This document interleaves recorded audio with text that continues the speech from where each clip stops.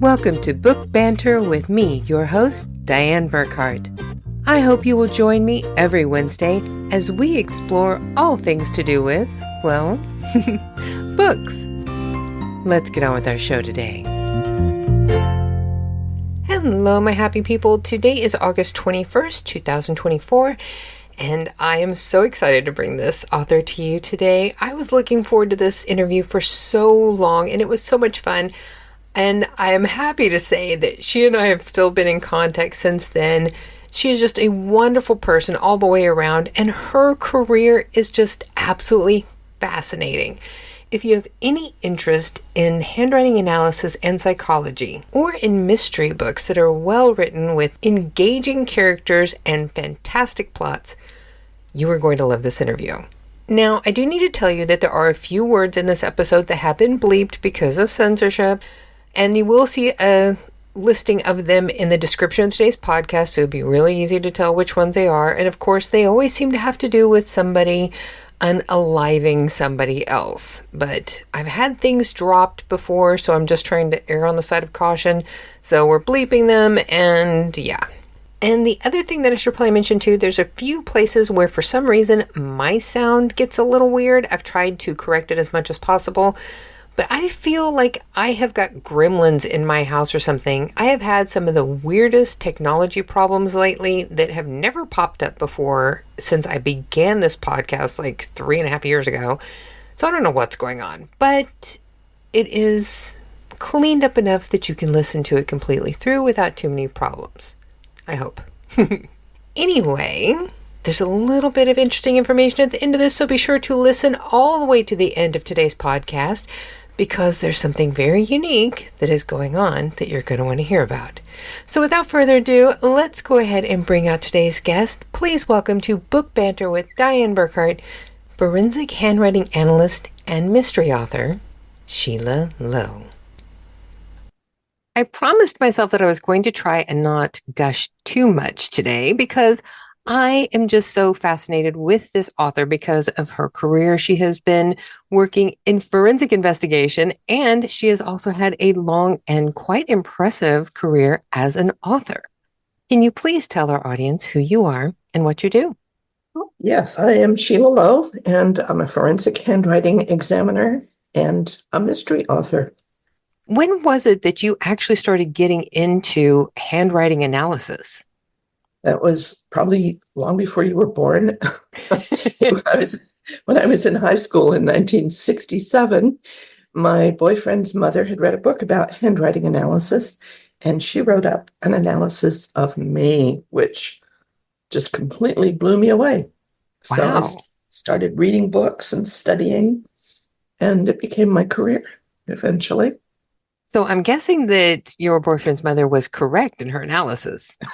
Yeah, pretty much. She said I was emotionally stormy, which was true. But many years later, I realized that you could probably say that about many 17-year-old girls. Yeah, true. It was true.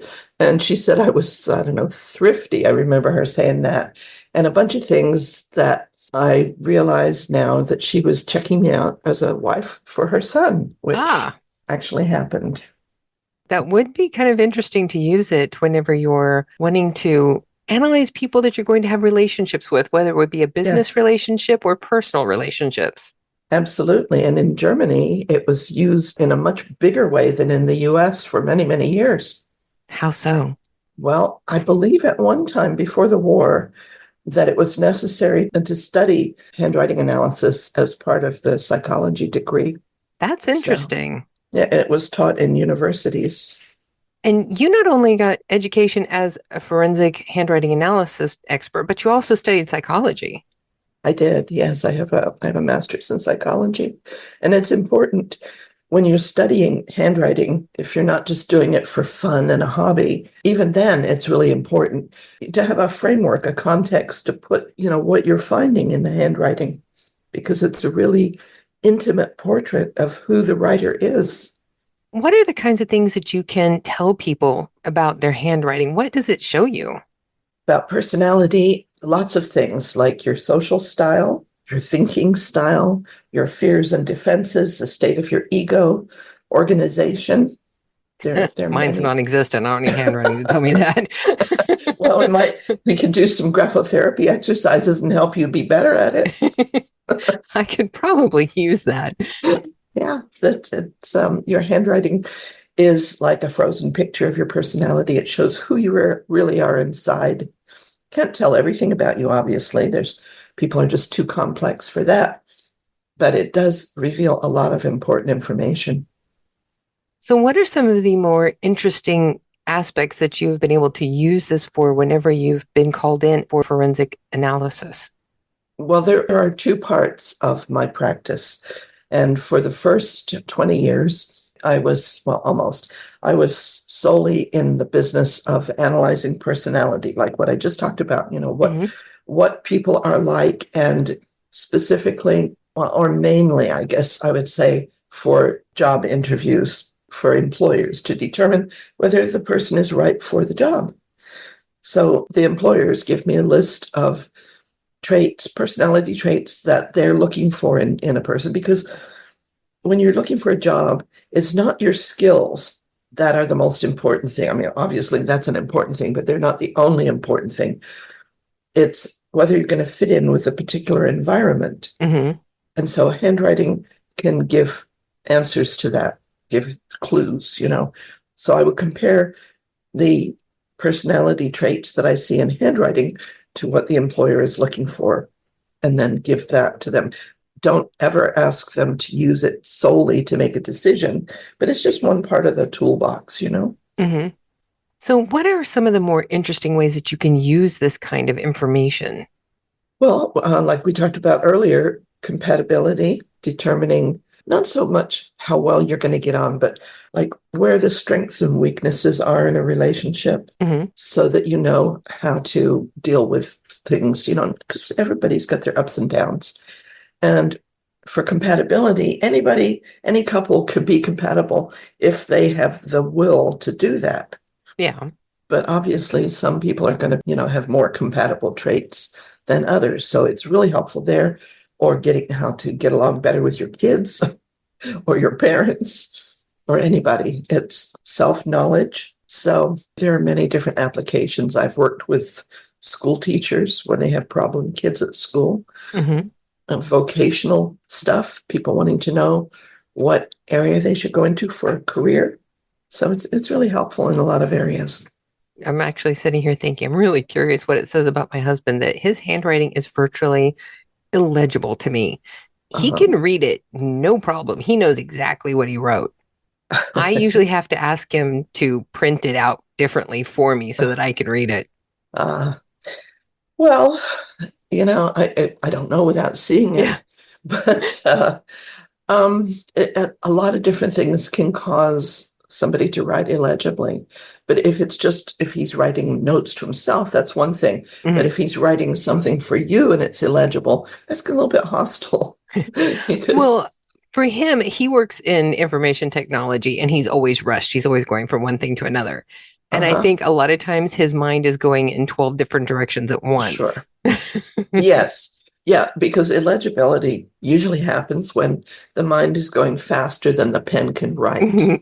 So somebody who writes that fast and needs to communicate with somebody else needs to remind themselves to slow down. As you say, printing can make it easier. Mm-hmm. And sadly, most kids today print. That's not a good thing to do habitually. Yeah. Because printing, everything in handwriting is symbolic. And printing literally breaks the bridges, because it's literally unconnected writing. Each letter is separate. And so that's a symbolic of breaking the bridges between yourself and other people, because the connections in handwriting, the types of connections, symbolize your interactions with others. That actually almost kind of seems fitting, considering that the generations who are writing more that way are the ones who are more into technology and texting, mm-hmm. and not connecting with the people around them. Exactly. And some years ago, in 2009 in the US, the Common Core curriculum, mm-hmm. came into being. which was the schools were asked to teach a particular curriculum, and they left out the instruction to teach cursive writing. Yeah. It didn't say don't do it, but most schools stopped teaching cursive. And that was detrimental because there's a great increase in learning disorders and behavioral problems. That's really a fascinating correlation. Yeah, well, luckily, now it's coming back. The train is turning around. And in California, Governor Newsom signed a bill into law for, I think it started in January, that cursive has to be taught in schools. And something like 27 states have done the same thing. Oh, that's good. I can't even imagine. The only time that I ever print is when I'm doing something like a poster. You know, Yeah, right. everything else that I write is in cursive. And I thought, okay, whenever I'm dead and gone, if somebody wants to read my journals, like if my stepdaughters or my grandkids want to read my journals, they're not going to be able to read them because Right. it's all in cursive. Exactly. Well, Like, well, we even would like to know who Granny was, but yeah, but we can't read that. So, even as adults, so they can learn. mhm. One of the problems is the younger teachers never learned it and they don't want to, but they'll have to so that they can teach it. I'm glad to hear that it is making a comeback because I can't imagine people not knowing how to read this. It's too important. If somebody wants to read letters that family members have written in the past, they're Mm-hmm. going to need to know how to do this. And historical documents, Hmm. they wouldn't be able to read the Declaration of Independence if they Yeah. wanted to, or the Magna Carta. Yeah. It's just too important. I'm from England, so Yeah. I should. But that was a long time ago. How did you go from being a forensic analyst to writing crime novels? I always loved mysteries, even from when I was a child of 8 years old, when I got my first mystery on my birthday.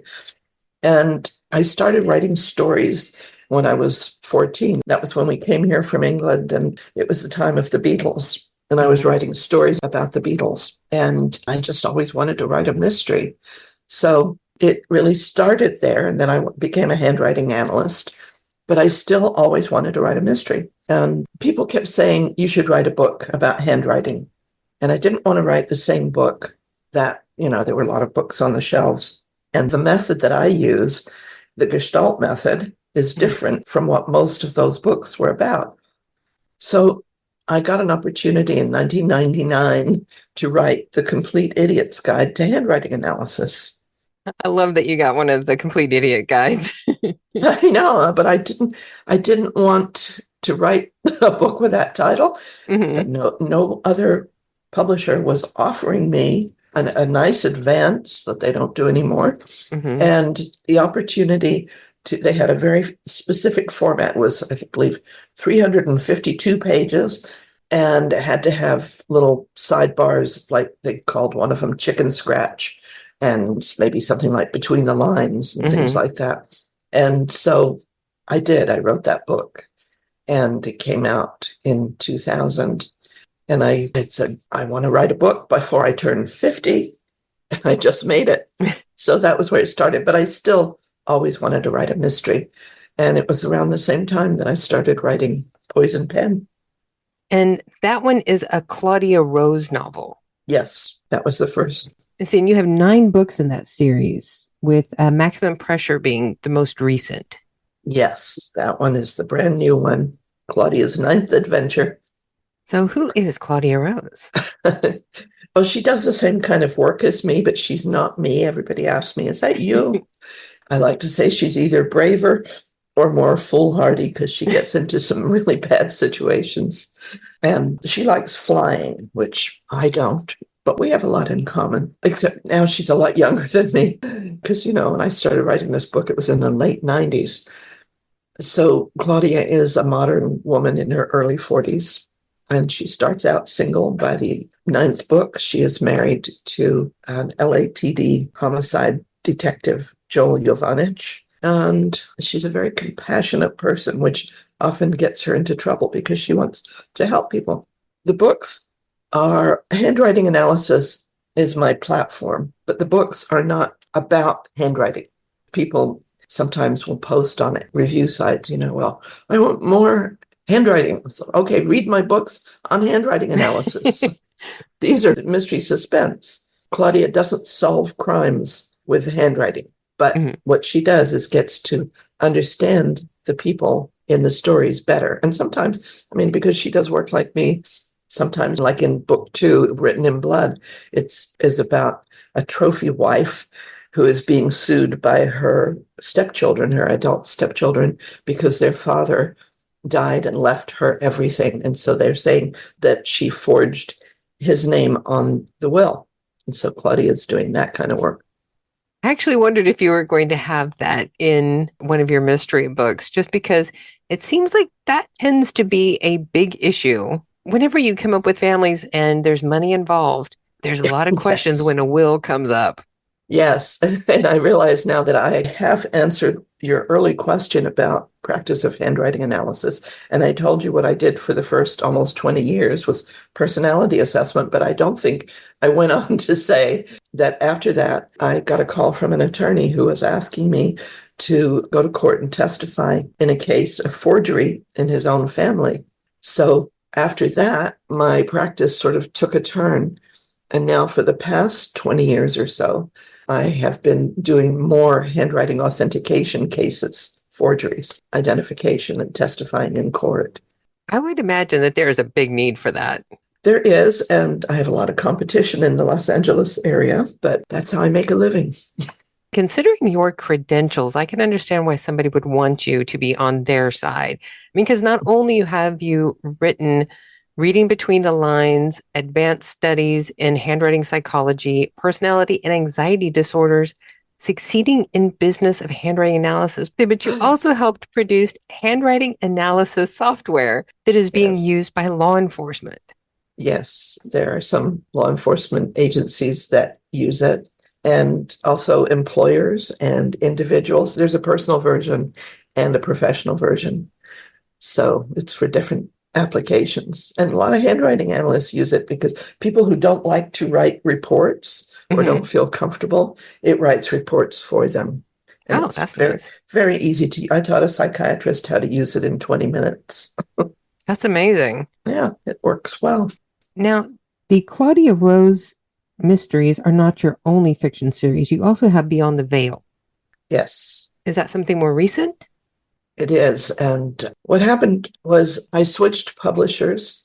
My forensic series started out with Penguin, Hmm. and then my editor left Penguin, and the new editor didn't say chose not to continue with my series. And so I was looking for a new publisher, and then I was told that no publishers are going to pick up a series in the middle. And so through that process, I decided to write a standalone on a subject that had always fascinated me, and that was amnesia. Hmm. But because I wanted to keep my Claudia Rose fans, I put Claudia and Joel and some of the other characters in this standalone book in a smaller role. But I love this book. It's called What She Saw, and it's about a young woman who wakes up on a train and she realizes she doesn't know who she is or where she's going or where she came from. And she gets off the train and goes into this beach town, and somebody recognizes her, and things go from there.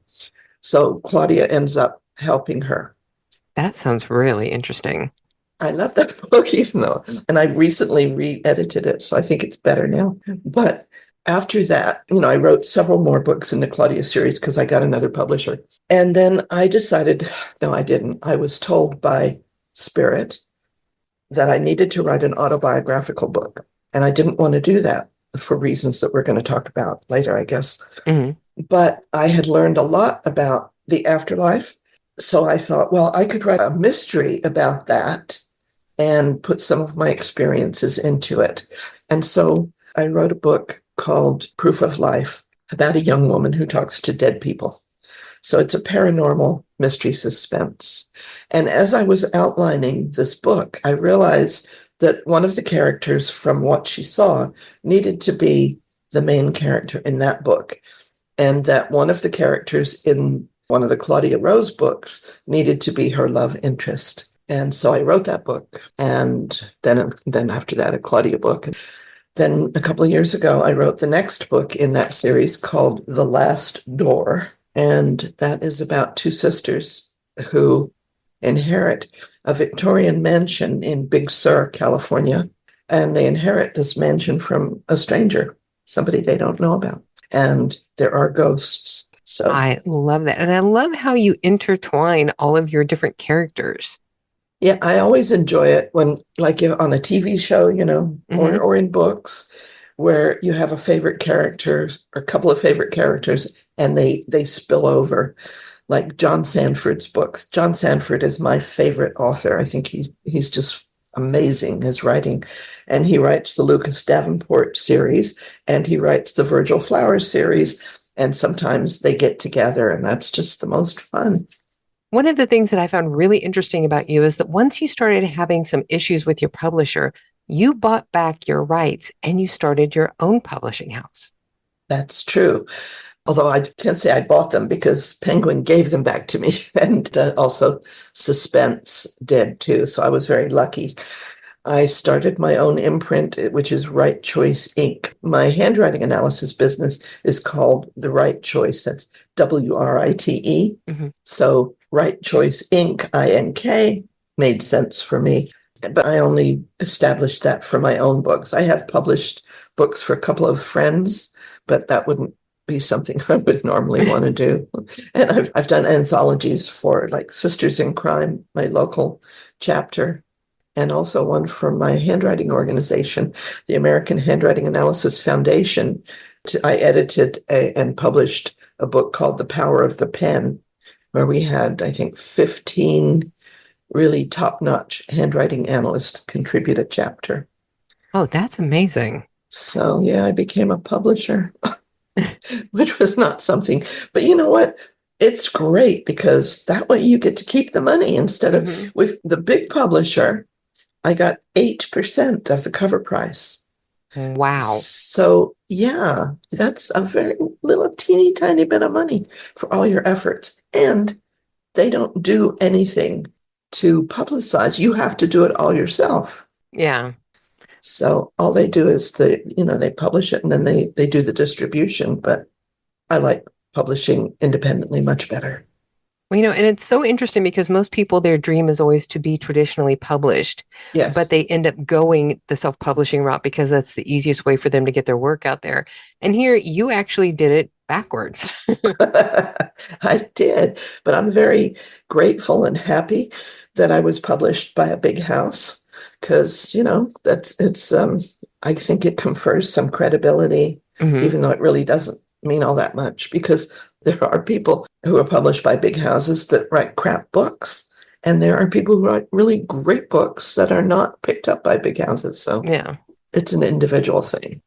A lot of it has to do with the market. Yes, and because there is such a glut of books, Mm-hmm. so many people publishing independently, it's hard. Years ago, I heard that editors were getting like 400 manuscripts a week, and I'm sure there are many more now. Mm-hmm. But, you hire a kid to read through some of those, read the first 10 pages, Yeah. and then they're looking for excuses to reject a manuscript. So you've got to make sure it's really in good shape before submitting it. I have to say, if anybody is wanting to learn how to really grab somebody from the very get-go, your memoir, just the first little short chapter, there is no way that you can stop reading after reading that. Thank you. Yeah, I have people tell me, they write to me and they go, I just read your memoir, and I can't say that I enjoyed it because of the subject matter, but it was Yeah. really compelling reading. But I hope that the people who do keep reading end up with a feeling of optimism. And it's not, I didn't want to write a downer. That's why when I first started hearing you need to write something autobiographical, I just didn't want to do it because what a depressing theme it was. But it wasn't until I had 20 years behind me, 24 years behind me of learning and growing that I had something that I felt, I could contribute. And we should let the listeners know the book that we're talking about, your memoir, is Growing from the Ashes. A forensic handwriting expert learns about the afterlife from the murder of her daughter. Yes. How hard was that to write?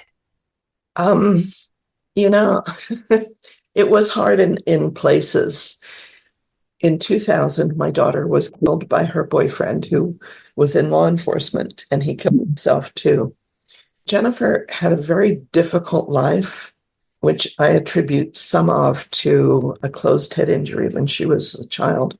You couldn't see anything wrong on the outside, but she made a lot of bad decisions that when she was getting a little older, psychologists put down to that head injury.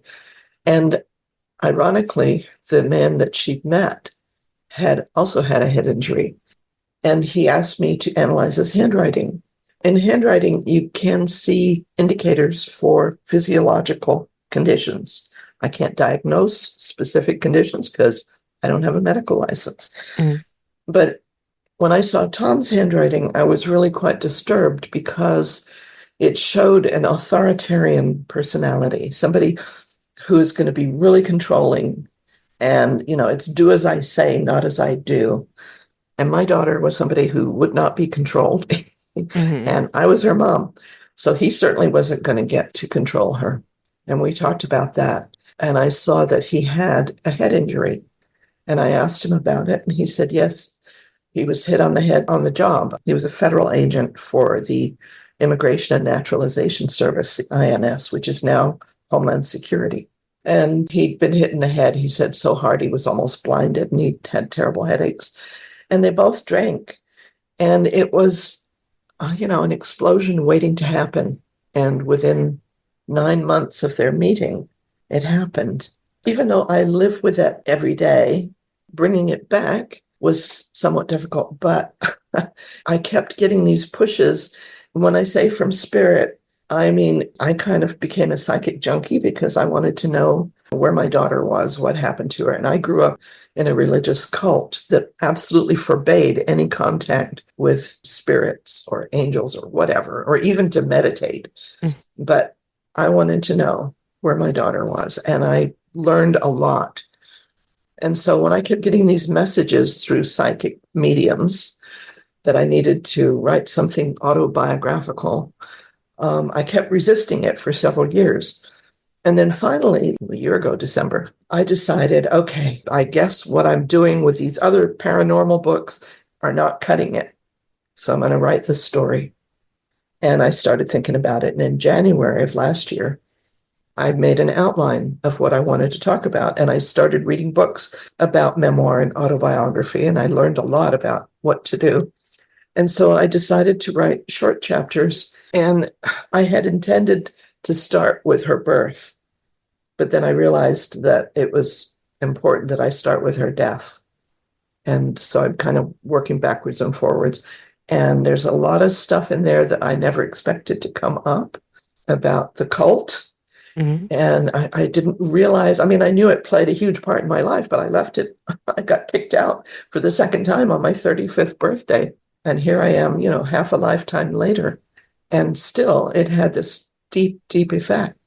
So, yeah, it was kind of, what I wanted to say was, it usually takes me 9 months or so to write a book, a fiction book, not as long for nonfiction. But I started actually writing. So I made my outline in January. February 1st, I started writing the book. And I was astonished on February 27th to be writing the end. Wow. So I knew that I was having help with writing it. Yeah, that's incredible. Yeah. I mean, because it's not a short book, it's 290 pages, so that takes time. Yeah, I think it's close to 60,000 words, so it's like a shorter novel.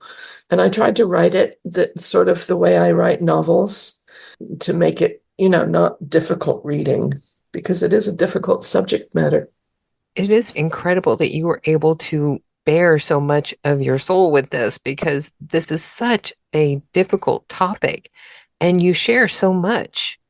Yeah, probably too much.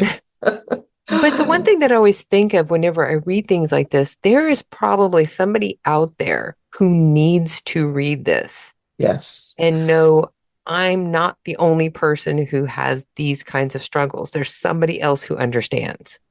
Yeah, that was my object. And there are some reviews, on Amazon, and people email me and thanking me for writing it. I think a lot of people are afraid to talk about their experiences with what we'll call the afterlife or spirit, the spirit world, but many, many, many people have them. And by my sharing a lot of my experiences, and I used transcripts from several of my better psychic medium readings, and they say, oh yeah, that happened to me, or my mom died and I saw her at the foot of my bed, or whatever. People have these experiences. They're just afraid to talk about them because they're afraid somebody's going to think they're crazy. They're not. Well, that's like I'm currently writing a memoir of my medical experience about all the brain surgeries that I've had. Oh, And I died at one point. And for a long time, I was like going back and forth. Should I put a chapter in there about my experience when I died, or should I not?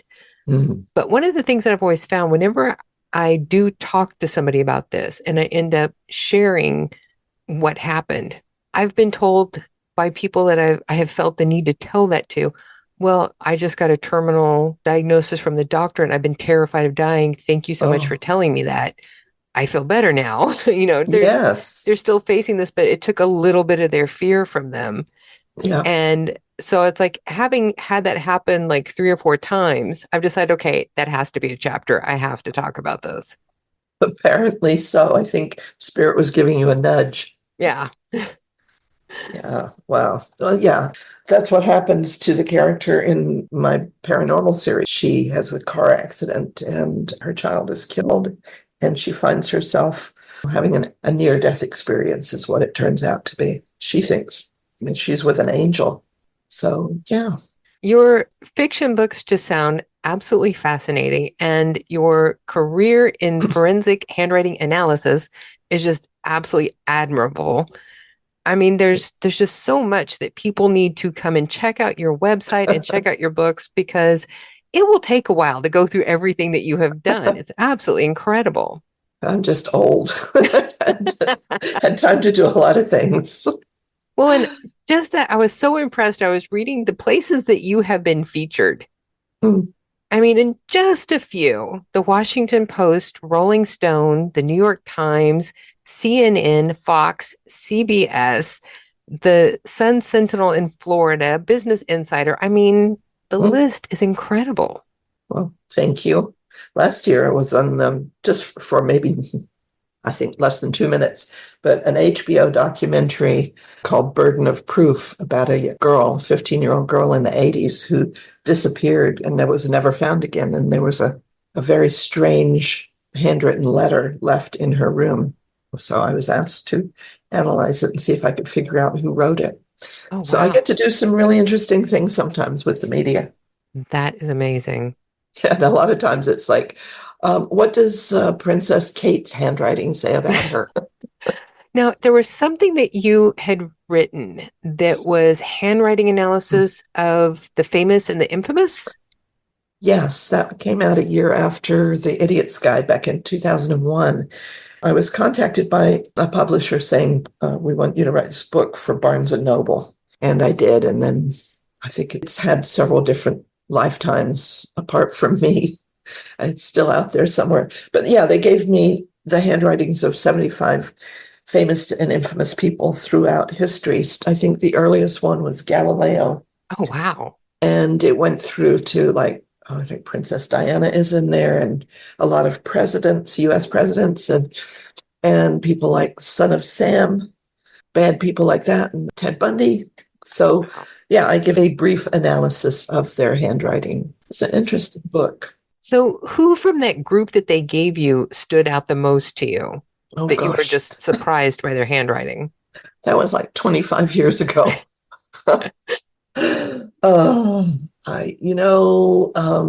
I don't know.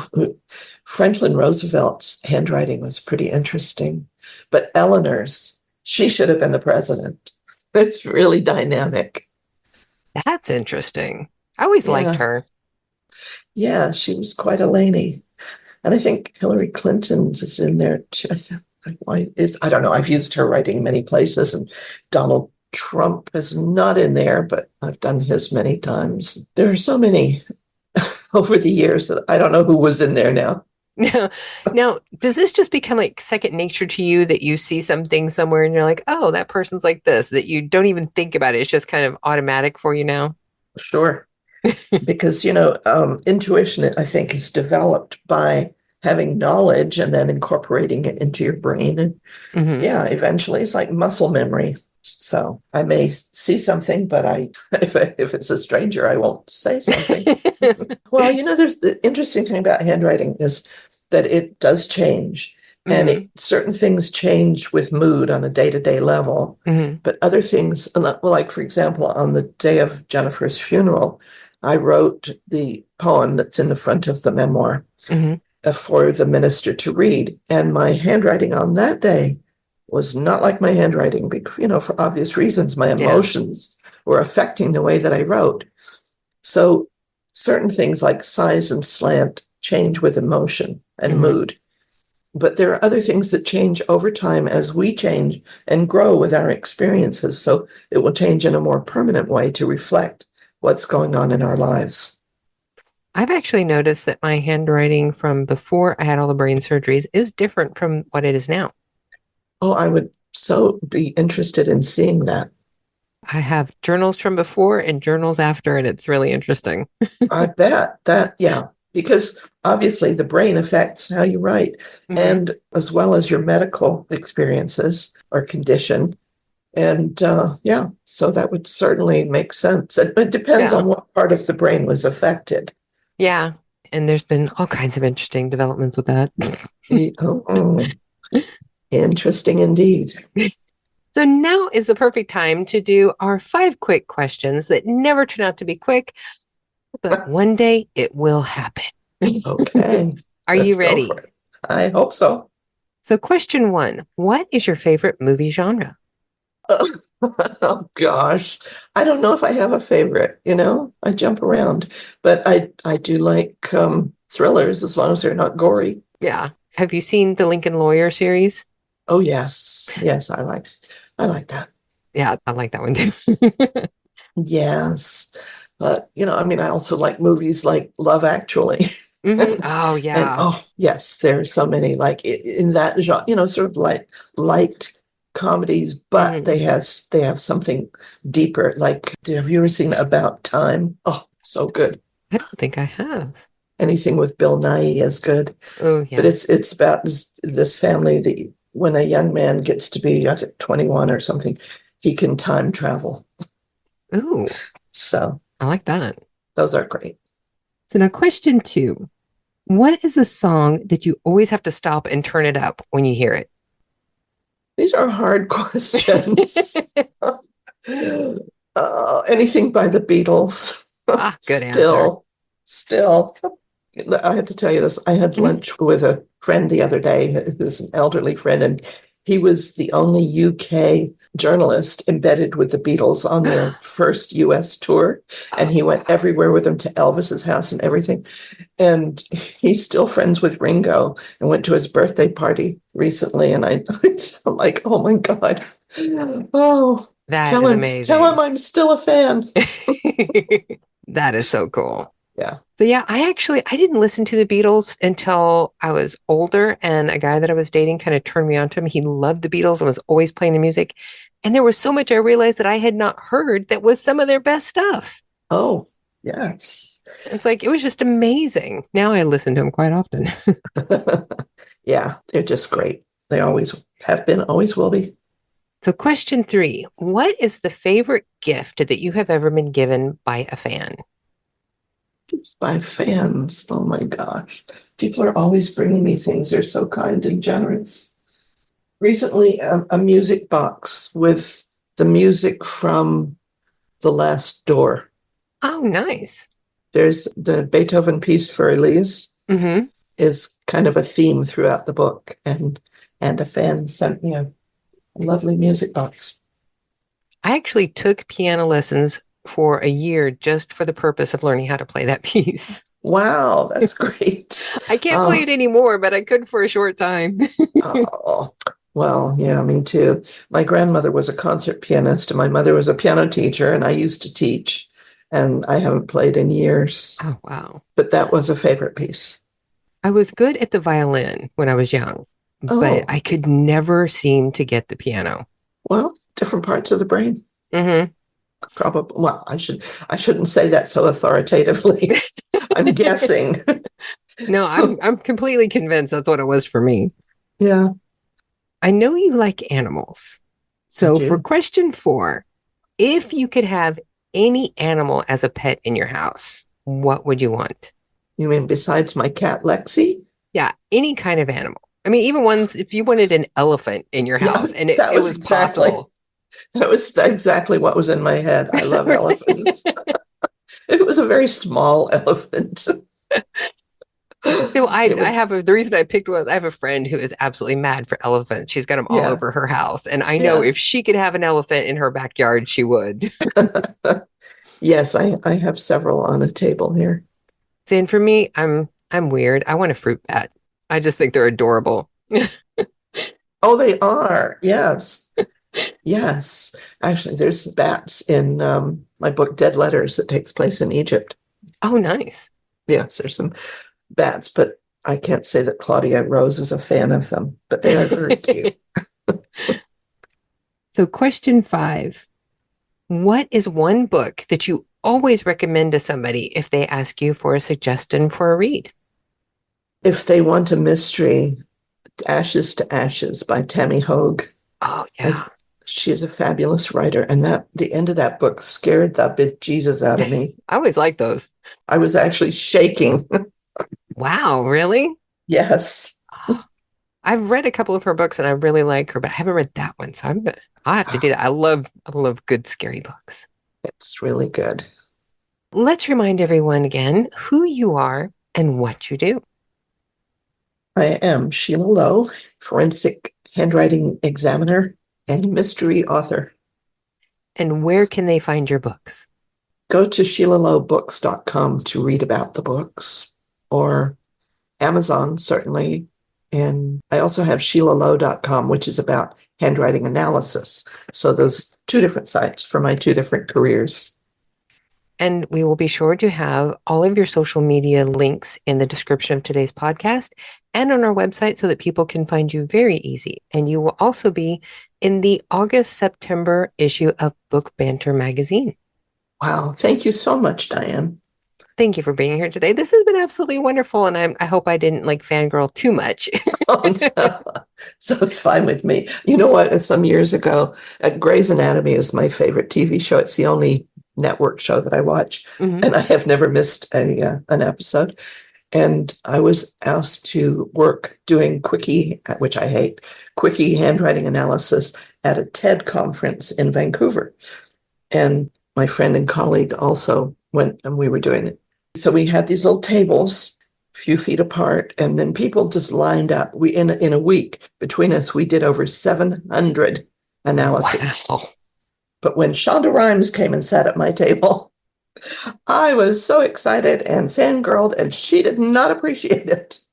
Uh, I would So, have a hard time not fangirling over her.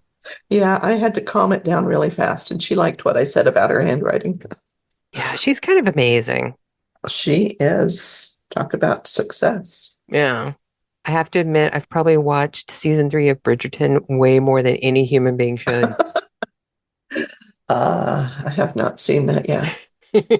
I'm watching White Collar Ooh, that's a good one. because, yes, so just really appealing characters. So now, do you have any hope of turning any of your books into a TV show? You know, I've been approached by two good producers, not recently, it was before the pandemic, but at different times they've come to me and said they wanted to do that or make a movie, and nothing ever came of it. So you never know. But, I think, do I really want Claudia Rose to suddenly become a skinny, blonde 20-something? Yeah. Not really. I do know a couple of other mystery authors who had like a fantastic full line of books, and the main character was frumpy and curly hair that was always too wild and a little chubby. And then when it went to TV, she was tall and thin and blonde. Exactly. Yeah. Yeah, well, I've heard some of the experiences, like Robert Crace, what he was telling a group about experiences that he had with Demolition Angel or Michael Connelly, what they did to his book, something. Clint Eastwood was the producer, and they even made the killer a different person. Blood Work, I think it was called. That's really beyond wrong. Yeah. So I don't care. I'm not going to go out there and look for, especially at my age. There's ageism in Hollywood. Yeah. So maybe you need to find an independent movie producer and do an indie movie where you can have control. Well, yeah, but that requires money. Yeah, true. So, and I do actually in Maximum Pressure, Claudia Rose meets up with an old flame who is a documentary producer. And as he's based on a guy whose podcast I was on and met. So he does other kinds of films too, and he would do it. And I have made Poison Pen into a screenplay, but it's just too much like work. Yeah. And besides, if you're really enjoying doing the writing of the books, then that's all you really need. Because, I mean, as far as, I don't know how you feel about it, but as far as me, for me, it's all about enjoying what I'm doing. Exactly. I would like to retire as a document examiner because, driving all over California to testify, I don't have to testify very often, a couple of times a year, but still, and just dealing with all that is very stressful. Yeah, I would imagine. If I'm on the witness stand and I'm getting cross-examined, it's that attorney's job to make me look stupid. And it's my job not to help. And yeah, I would rather not have that stress. But it's very difficult to make a living writing books. So yeah, I'm grateful for everything that I have. Thank you so much for being here. This has been amazing. Yeah, well, you're an excellent interviewer. Thank you for the opportunity. If you want to, send me some of your before and after handwriting.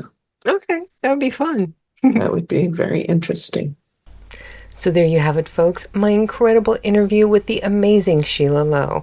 We had so much fun with this chat, and we've still been in contact since the interview. And she truly is just a fascinating and wonderful person to get to talk to. I am so thankful that she got to come on my show because I have thoroughly enjoyed knowing her. And I also promised you all some information, if you stuck with us all the way to the end, something that is unique to this interview. I did happen to give her samples of my handwriting from before and after all of my brain surgeries. And apparently there was something interesting enough in what she saw that she's writing a paper about it. Whenever she publishes, if it happens to be someplace that is public, I will be sure to share a link to it. So if you're interested, you can go and check out all of the things that she found in my handwriting and how it changed over the years after my condition stabilized.